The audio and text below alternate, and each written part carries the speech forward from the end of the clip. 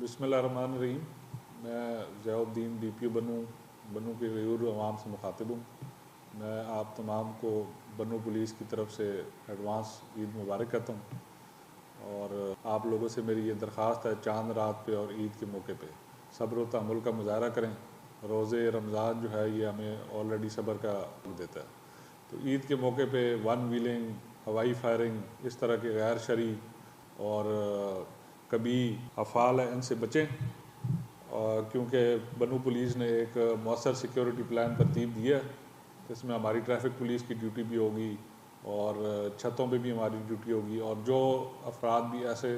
افعال میں پائے گئے ان کے خلاف سخت قانونی کارروائی کی جائے گی، جو کہ میں امید کرتا ہوں کہ ہمیں